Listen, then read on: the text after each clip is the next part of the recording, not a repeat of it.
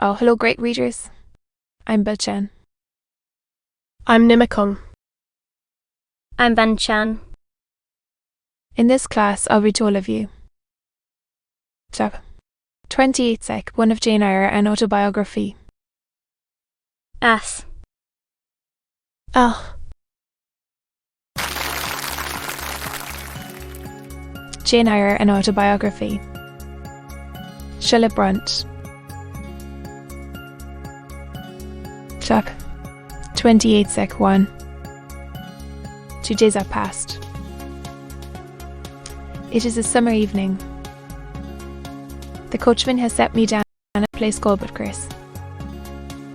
He could take me no farther for the sum I had given, and I was not possessed of another shilling in the world. The coach is a mile off by this time. I am alone. Pocket of the coach, where I had placed it for safety. There it remains. There it must remain. And now, I am absolutely destitute. But Chris is no town, nor even a hamlet. It is but a stone set up where four roads meet. Whitewashed, I suppose, to be more obvious at a distance and in darkness. Four arms spring from its summit. The nearest town to which these point is, according to the inscription, distant 10 miles. The farthest, above 20. From the well-known names of these towns I learn in what county I have lighted. A North Midlandshire. To Squithmerland. Ridged with Mangan. This I see. There are great moors behind and on each end of me. There are waves of mountains far beyond that deep valley at my feet. The population here must be thin. I see no passengers on these roads. They stretch out east, west, alert, and south-white, bored, lonely. They are all cut in the moor, and the heather grows deep and wild to their very verge. Yet a chance traveller might pass by, and I wish no eye to see me now.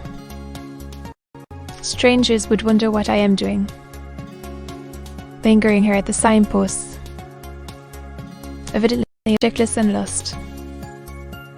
I might be questioned. I could go no answer but what would sound incredible and excite suspicion. A good wish for me.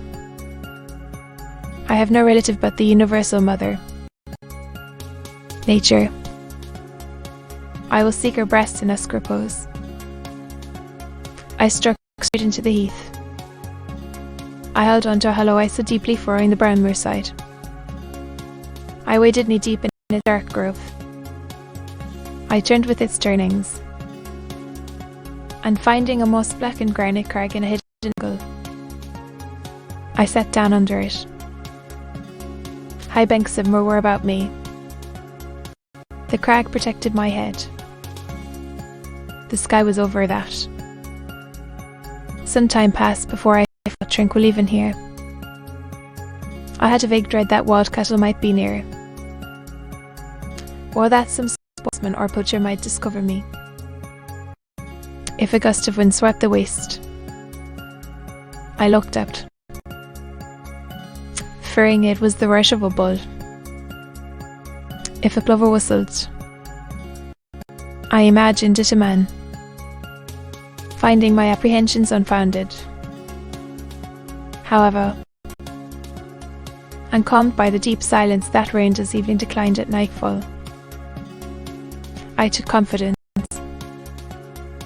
As yet I had not thought. I had only listened, watched, dreaded. Now I regained the faculty of reflection. What was I to do? Where to go? Oh, intolerable questions. I'm Eyre. Could get a lodging. Walk in sympathy and pretend. Almost certain we're both encouraged. Before my tale could be listened to, or one of my wants relieved, I touched the heath. It was dry, and yet warm with the heat of the summer day. I looked at the sky. It was pure.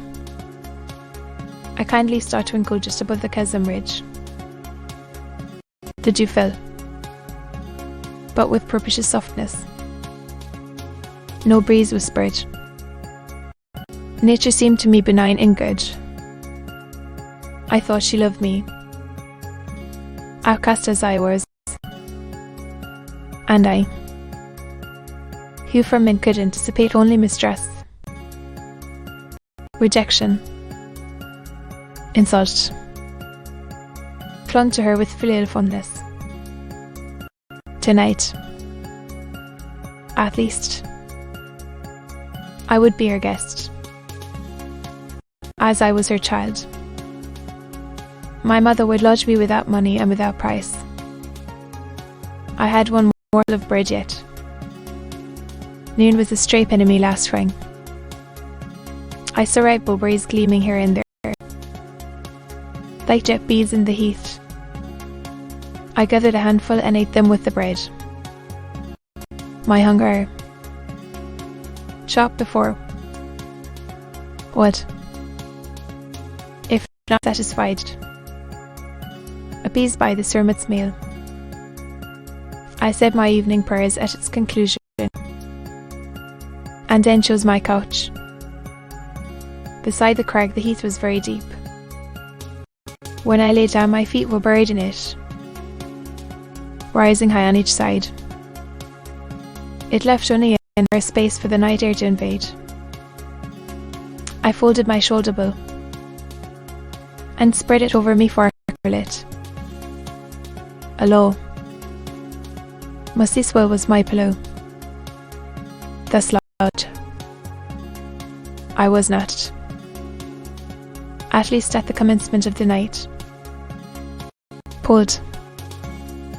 My rest might have been blissful enough. Only a sad heart broke it.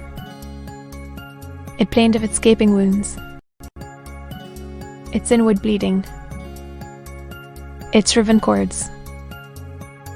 It trembled for Mr. Rochester and his doom. It bemoaned him with bitter pity. It demanded him with ceaseless longing. And then,